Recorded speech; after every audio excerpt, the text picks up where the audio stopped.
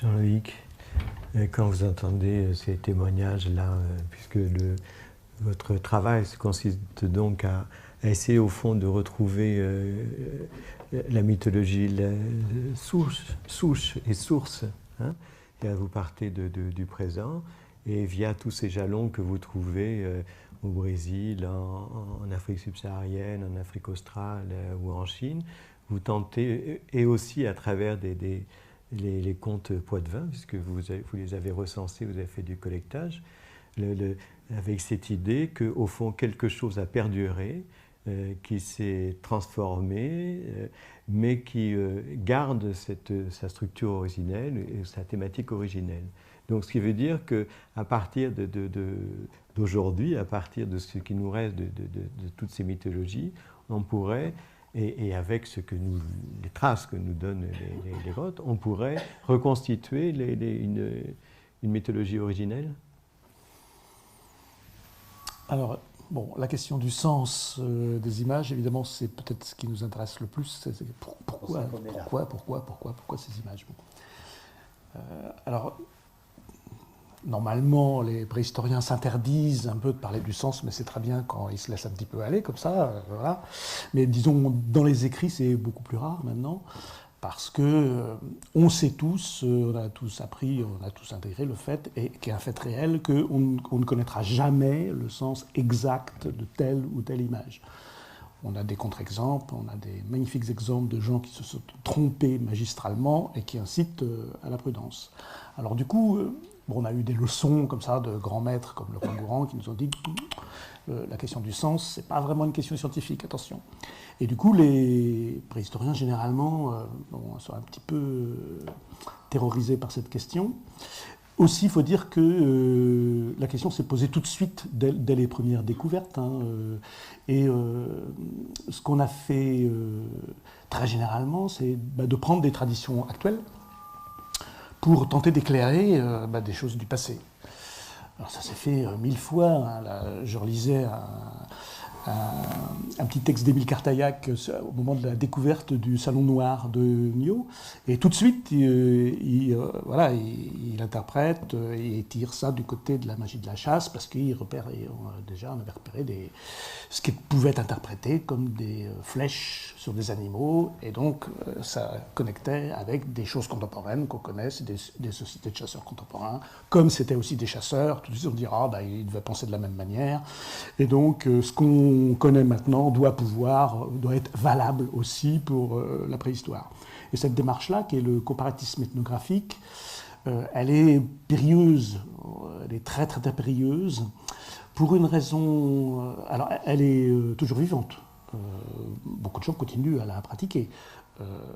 Et en gros, tous les chercheurs qui ont donné une explication, cherché à donner une explication à l'art préhistorique en général, enfin l'art des cavernes, disons, ont procédé toujours pareil, en disant, bon, ceux qui ont donné une explication avant moi se sont trompés, et moi je vais vous en donner une qui est la bonne. Et donc, voilà, ceux qui étaient avant, ils avaient parlé de totémisme, et donc c'est pas bon, on voit bien que ça va pas. Et donc, par contre, le chamanisme, oui. Alors, mais pareil pour la magie de la chasse et toutes les explications qui ont été données de ce genre, et qui continuent d'être données, c'est systématique. Et tous à mon sens, tous se trompent sur un point, parce qu'aucun n'a cherché à démontrer quelque chose qui est, à mon avis, essentiel si on veut faire ce type de démarche, c'est qu'on a une chose à expliquer, les images dans les cavernes. Bon. Et puis on a une autre chose, on choisit une autre chose, ou on focalise sur une autre chose qui est supposée pouvoir l'éclairer. Mettons le chamanisme, mettons le totémisme, mettons la magie de la chasse, ça c'est des grands thèmes qui ont été utilisés pour éclairer l'art préhistorique avec plus ou moins de succès. Eh bien, la première chose à faire pour moi, si je choisis par exemple le totémisme, et je dis, voilà, dans les images, on voit bien quand même qu'il y a des trucs, voilà, on comprend bien si on se réfère au totémisme. Pour moi, la première chose à faire, ça aurait été de dire, le totémisme, premièrement, je le définis pour qu'on parle tous de la même chose, parce que ça, c'est des termes tellement vagues, totémisme, chamanisme, tout ça, que très souvent, les gens, ils utilisent le même mot pour désigner des choses différentes, donc c'est mal parti dans les discussions. Donc on le définit, et une fois qu'on l'a défini, ce qu'il faudrait faire, c'est de démontrer que ce par quoi on va expliquer ce qu'on va expliquer existait bien au moment où a été réalisé ce qu'on veut expliquer. Si je veux expliquer l'art préhistorique, disons, paléolithique supérieur, très largement, par quelque chose que je vais chercher maintenant en Sibérie, mettons le chamanisme, eh bien, il faut que je démontre avant que le chamanisme existait bien au moment où l'art préhistorique a été réalisé. Sinon, je commets un anachronisme catastrophique. Si, par exemple, imaginons, ce qui n'est pas de l'imagination délirante, que le chamanisme serait né en Sibérie au tournant de l'âge du bronze, bah, si je veux expliquer l'art préhistorique paléolithique par le chamanisme, je me plante complètement, c'est pas possible, c'est une grossière erreur. Et personne n'a fait ça, cet effort-là. Les gens considèrent comme acquis que le chamanisme, par exemple, ou le totémisme, existe de tout temps, donc on peut l'utiliser pour expliquer. Donc, dans ce sens, pour moi, tous se sont trompés. Il y avait un préliminaire qui a été oublié, et avant toute chose, si on veut expliquer l'art par quelque chose d'autre, c'est pas obligé aussi, ça peut se discuter ça, mais si on veut le faire, et si on veut faire une démonstration, parce qu'on peut simplement aussi rêver, faire des romans, faire de la poésie, c'est une autre chose, mais si on prétend faire quelque chose d'un petit peu scientifique, ce qui n'est pas obligé non plus, et bien à ce moment-là, ça c'est la première chose à faire. Et si on veut l'expliquer par la mythologie, moi j'ai beaucoup apprécié que sur l'affiche qui est là, il y a un S à mythologie. Parce qu'on parle de la mythologie. Oui, bah, tous les peuples ont une mythologie, nous y compris. C'est-à-dire que quand on a des images préhistoriques, une démarche possible, c'est de dire, bon, ces gens avaient des mythes, comme vous l'avez très bien expliqué, et donc essayons de les retrouver à partir des images, ça ne doit pas être complètement impossible, même si c'est périlleux, on doit pouvoir arriver à quelque chose. Bon, ça c'est une démarche. Mais nous avons, et le mythe, mythos en grec, c'est un discours sur le monde, qui peut être illustré par des images. Bon. Donc retrouver ce discours par l'image, mais qu'est-ce qu'on est en train de faire, nous, en ce moment? On est en train de faire des discours sur les mêmes images. Et les discours sur les mêmes images, vous en avez des bibliothèques entières, vous en avez, voilà, les préhistoriens ne cessent de tenir des discours sur ces images, et à ce titre, c'est aussi du mythe. Voilà. Donc il y a plusieurs mythes, il y a plusieurs façons d'aborder la relation mythologie et préhistoire. Si on veut retrouver la mythologie originelle, c'est celle qui était dans la tête des artistes. L'artiste, il est dans la grotte, il a un charbon, il dessine avec des codes, les oreilles, tout ça, bon voilà. Mais voilà, il dessine, dans la tête, il a quelque chose. Pourquoi il fait ça? Ça, on voudrait le retrouver. Il avait un mythe. Probablement, il n'y a aucune société sans mythe, donc il avait un mythe. Et c'était sans doute, pour moi, un mythe extrêmement important pour se faire suer à aller dessiner dans une grotte. Alors, Chauvet n'est peut-être pas la plus périlleuse, mais il y en a, quand on voit où ils ont été, mais enfin, il faut être complètement cinglé. Enfin, il y a bien d'autres moyens, il y a bien d'autres endroits dans le monde où dessiner plus facilement. Quand on voit voilà, le petit sorcier des trois frères, où là on est obligé de se mettre comme ça, on n'a pas de recul et tout, le truc il est grand comme ça, on le voit à peine. Mais quelle idée! Non, mais quelle idée, quoi! Donc, et dans des endroits, c'est très dangereux. Vraiment, ils ont risqué. Nous, on est équipés en plus pour y aller, c'est facile.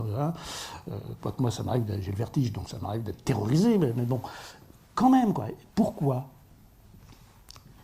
La seule idée qu'on puisse avoir pour répondre à cette question-là, c'est parce que c'était important.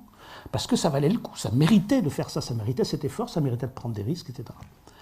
Alors maintenant, si on cherche le mythe, alors pas qui va expliquer telle ou telle image, parce que ça je crois que c'est quand même un peu râpé, on a le droit d'essayer, mais je crois que c'est râpé, mais le grand mythe cadre, si vous voulez, qui va justifier cette démarche d'aller dans des grottes pour faire des dessins, des gravures et des peintures.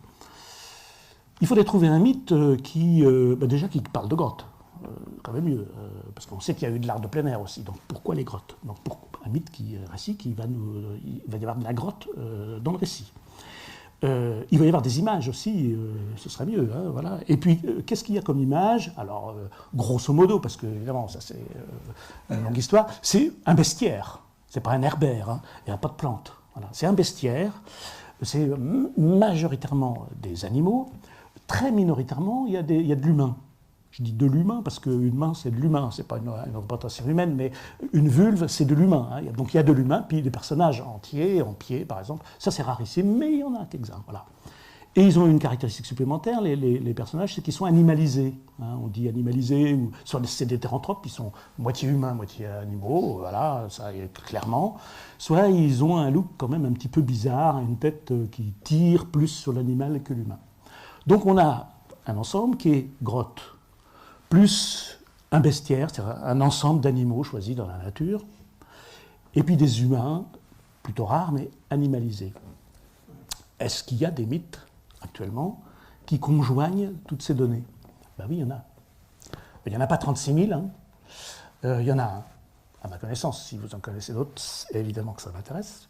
C'est le mythe de l'émergence primordiale, qui expose que, à l'origine du monde, à l'origine, les humains et les animaux vivaient sous terre.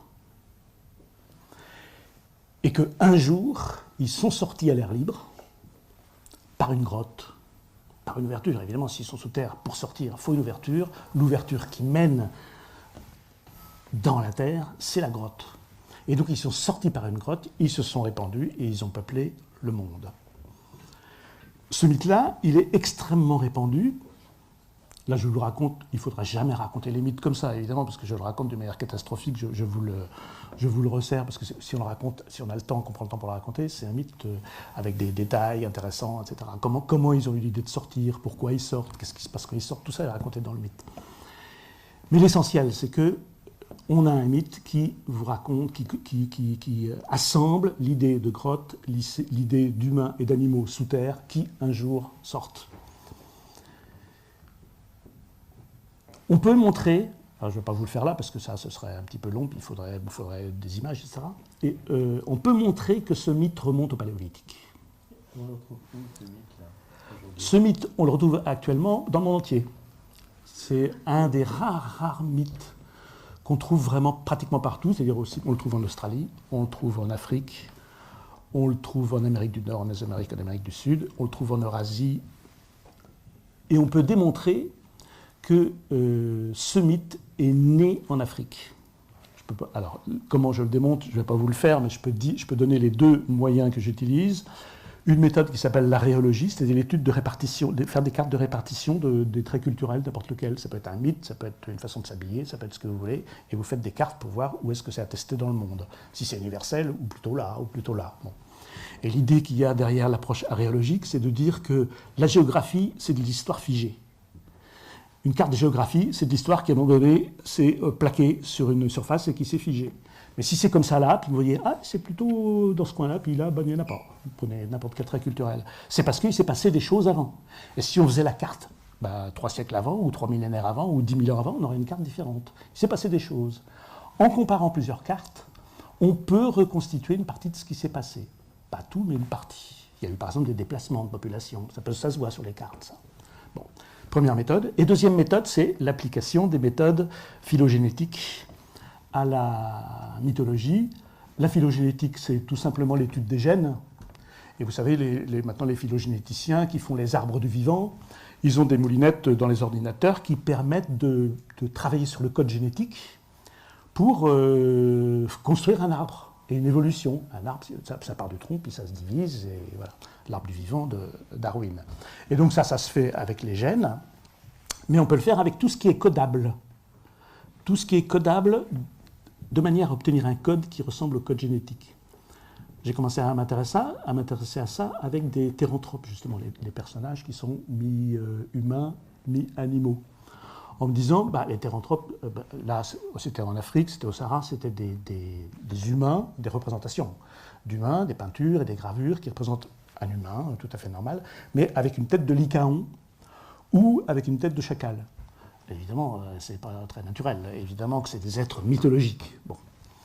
Mais et donc, voilà, leur code génétique, c'est complètement idiot de poser la question, je vais étudier leur code génétique. Ils n'en ont pas, c'est des personnages imaginaires. Mais je me suis dit, faisons comme s'ils en avaient un.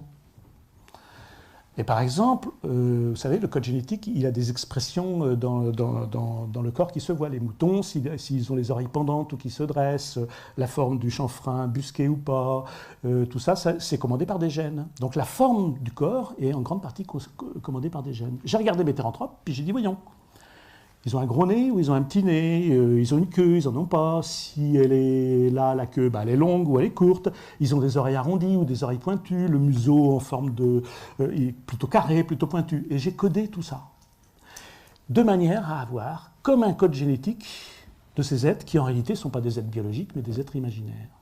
Et j'ai utilisé les logiciels qu'utilisent les phylogénéticiens pour fabriquer l'arbre évolutif de ces êtres imaginaires, enfin des images de ces êtres imaginaires.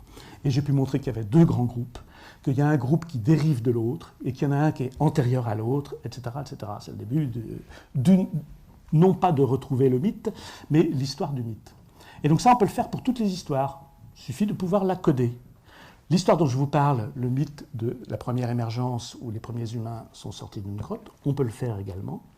Et par l'aréologie, les cartes dont j'ai parlé, et par la méthode de la phylogénétique, on peut montrer que tout ça vient d'Afrique, que les plus anciennes attestations possibles, reconstituées, si vous voulez, de ce mythe, viennent d'Afrique.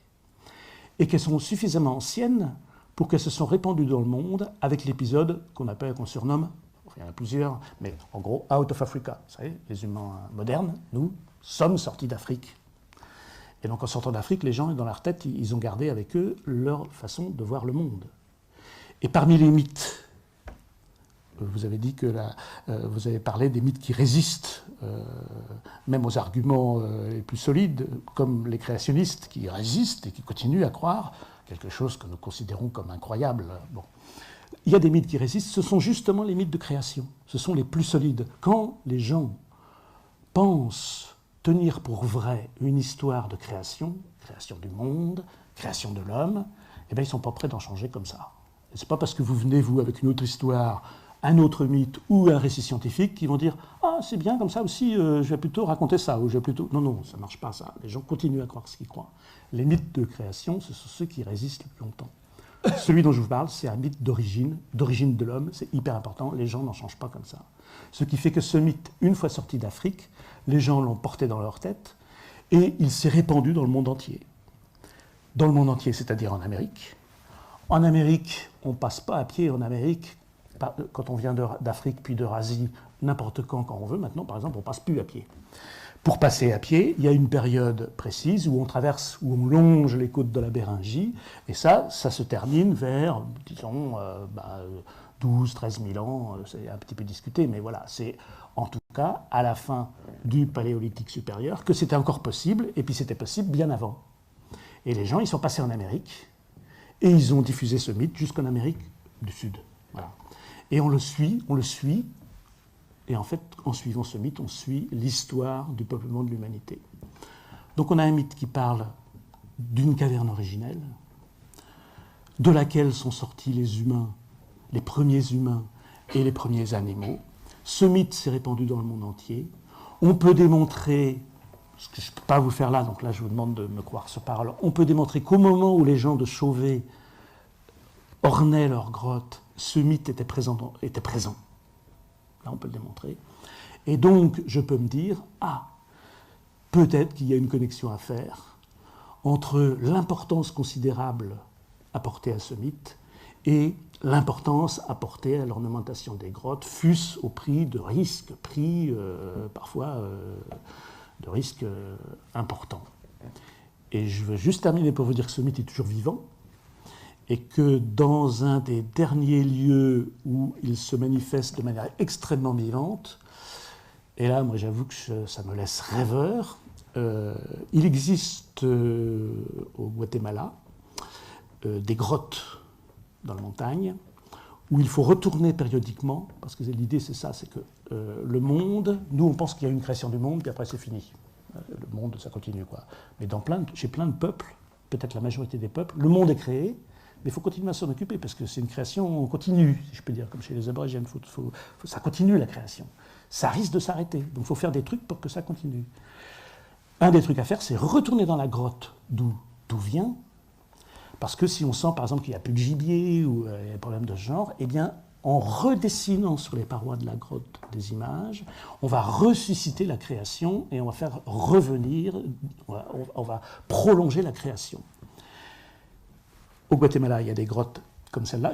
C'est des exemples dans le monde entier, mais là, il y en a un qui est trop bien, parce que il faut retourner dans la grotte où il y a des peintures rupestres d'animaux, tous les ans, et il faut faire des rituels particuliers, il faut allumer un feu, et autour du feu, il faut faire des choses particulières, parce que, comme ça, on va aider le monde à continuer à se créer. Si on ne faisait pas ça, il y a un risque de fin du monde. Voilà.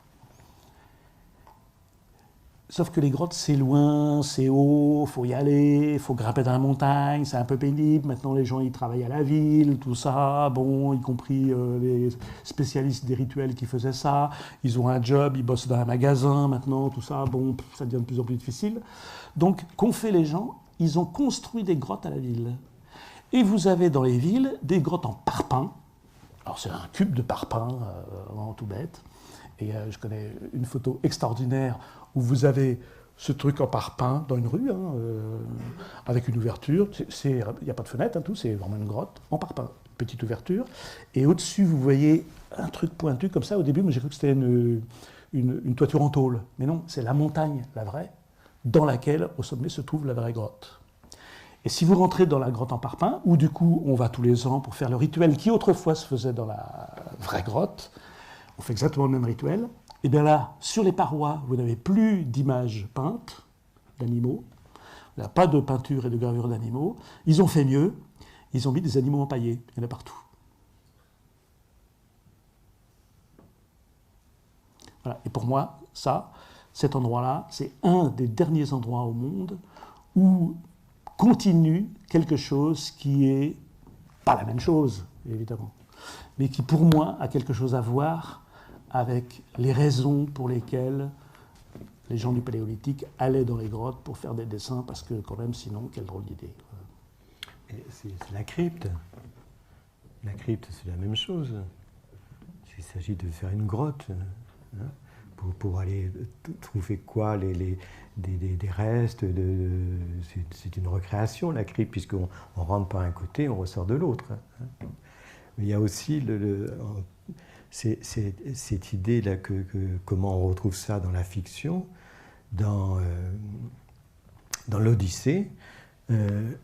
Ulysse est enfermé dans une grotte avec ses compagnons et les moutons. Donc on a la grotte primitive avec les hommes et les moutons, et dont il va ressortir, on connaît, en devenant un animal, un homme animal, puisqu'il se fond dans la fourrure d'un bélier. Et quand on lui demande comment il s'appelle, donc on connaît l'astuce, il s'appelle personne, puisque il est le non-né, il est ni-né. Donc c'est au sortir de la grotte qu'il peut retrouver son nom. Donc cette idée aussi que tout récit a de toute façon une dette, alors une dette qui s'est dévoyée à travers le temps, etc., mais avec ses récits primitifs. Et que au fond, la seule validation du roman, c'est ce lien ancien. Et que si on s'accroche encore au roman, c'est pour ce lien ancien, pour quelque chose qui a été perdu, dont on a une espèce de nostalgie folle, dont on pense qu'on pourrait retrouver dans ces histoires-là. Et ça a été... voilà, là, du coup, en littérature, il y a plein de recherches sur les mythes fondateurs. Vous avez ça partout, même chez Zola, etc. C'est affolant. Une fois qu'on met là-dedans, on voit que toutes ces structures primitives sont présentes, transformées, métamorphosées, mais toujours là. Oui. Donc le récit, le mythe primitif, c'est à circuler, à voyager, à traverser des pays, des imaginaires, mais au fond, il reste au moins à l'état d'une formidable nostalgie, parce que c'est la nostalgie de ce moment où tout était parfaitement cohérent.